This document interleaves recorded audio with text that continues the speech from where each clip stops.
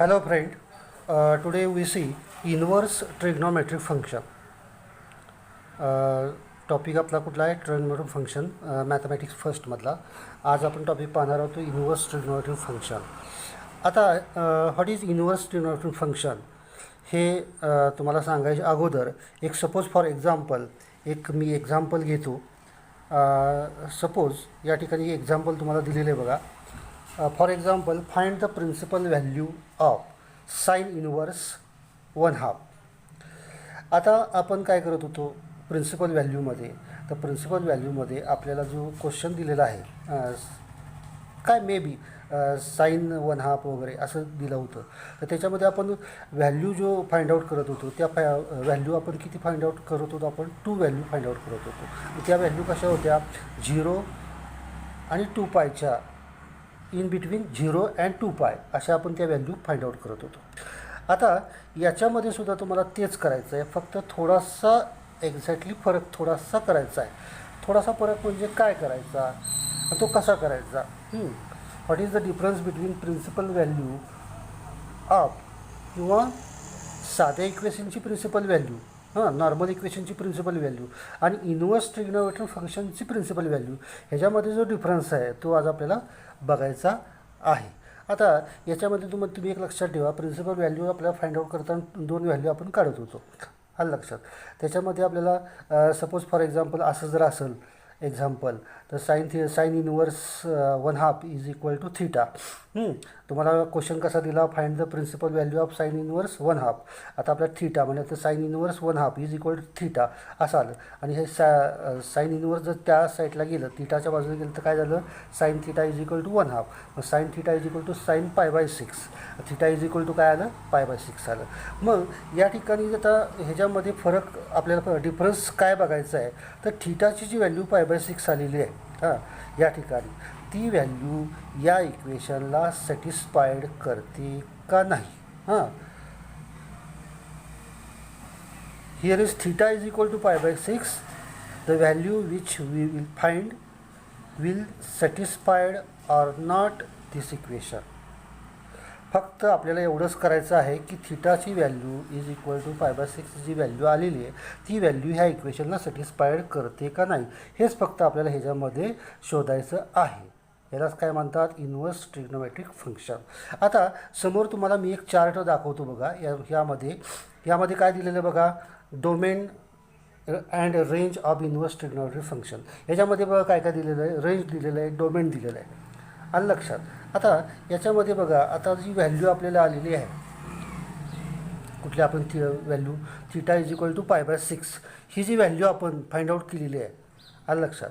तर याच्यामध्ये बघा जी थीटा इज इक्वल टू π/6 ही जी व्हॅल्यू आलेली आहे आपल्याला थीटा इज इक्वल टू π/6 ही जी व्हॅल्यू आलेली आहे ती जी थीटाची व्हॅल्यू आहे ती व्हॅल्यू आपली डोमेन या कॉलममध्ये काउंट होणार आहे. कुठं काउंट होणार आहे, थीटा इज इक्वल टू π/6 ही जी व्हॅल्यू जी आलेली आहे ती डोमेन या कॉलममध्ये काउंट होणार आहे. आलं लक्षात तुमच्या. आणि साइन इनवर्स 1/2 किंवा साइन 1/2 ही जी व्हॅल्यू दिलेली आहे साइन 1/2 ही जी व्हॅल्यू दिलेली आहे ती व्हॅल्यू कुठं होणार ते आता आपण बघूया. आता सपोज फॉर एक्झाम्पल आपल्याला आत्ता एक्झाम्पल दिलेलं आहे साइन इनवर्स 1/2. आता साइन इनवर्स 1/2 या ठिकाणी बघा आता इनवर्स ट्रिग्नोमेट्रिक फंक्शनमध्ये साइन इनवर्स याची रेंज काय दिलेली आहे -1 आणि 1. याचं मिनिंग काय होतं, जर साइन इनवर्सची व्हॅल्यू आपल्याला 1/2 दिलेली आहे.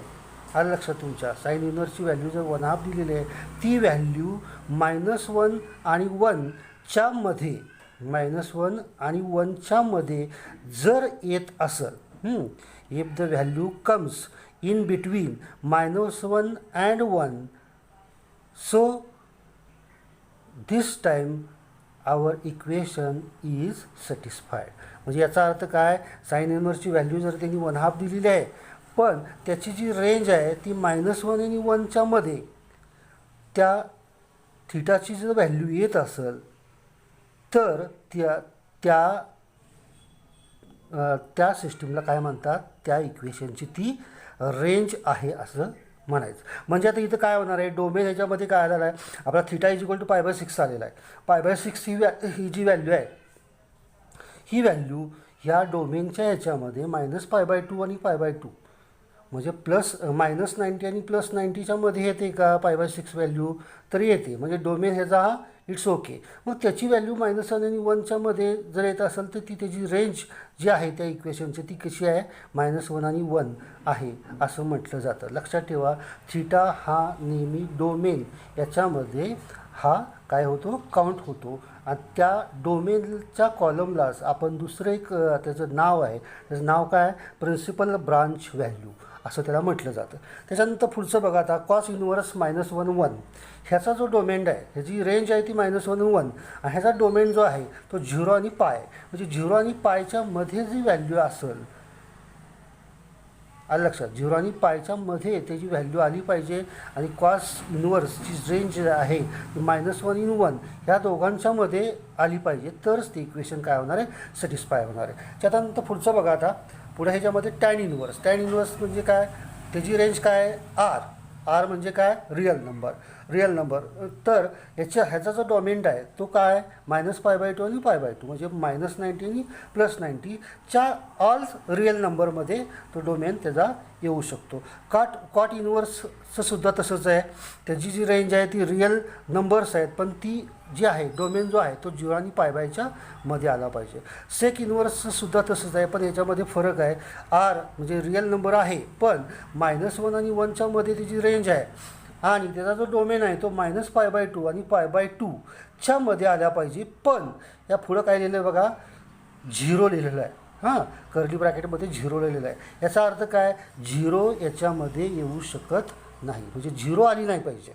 त्याची जी व्हॅल्यू आहे सेक इन्व्हर्सची ती 0 आलेली नाही पाहिजे, पण -π/2 आणि π/2च्या मध्ये आली पाहिजे असा त्याचा अर्थ होतो. त्याच्यानंतर कॉसेक इन्व्हर्स याच्यामध्ये सुद्धा तसंच आहे बघा.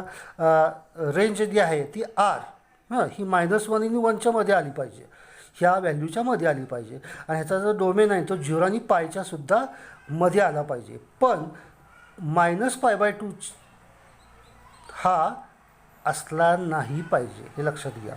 -π/2 हे येऊ शकत नाही, आलं लक्षात. 0 आणि पाय येणार, पण -π/2 हे येऊ शकत नाही. हे जे आहे याच्यामध्ये तुम्हाला हा जो कॉलम आहे रेंजचा कॉलम जर तुम्ही लक्षात नाही ठेवला तरी चालेल, फक्त हा डोमेनचा जो कॉलम आहे तो तुम्ही व्यवस्थित लक्षात ठेवायचा आहे. त्याच्यानंतर पुढचा जो टॉपिक आहे आपल्याला बघायचा आहे तो properties of inverse trigonometric function असा एक टॉपिक आहे बघा. Properties of inverse trigonometric function. याच्यामध्ये बघा आता प्रॉपर्टीज दिलेल्या आहेत बघा ह्या ठिकाणी इन्व्हर्स ट्रिग्नोमेट्रिक फंक्शनच्या. पहिलीची property sine inverse x is equal to काय? Cosec inverse 1/x. त्याची जी रेंज आहे ती -1 less than is equal to x less than is equal to 1 and x is not equal to 0. म्हणजे जर कोसेक इन्व्हर्स असेल तर त्याचं तुम्ही कन्व्हर्जन करू शकता साईनमध्ये. साइन इन्व्हर्समध्ये तुम्ही ते करू शकता, पण रेंज कशी पाहिजे त्याची? -1 आणि 1च्या मध्ये पाहिजे, पण x is not equal to 0. तसंच कॉस इन्व्हर्स एक्स त्याचंसुद्धा तसं आहे.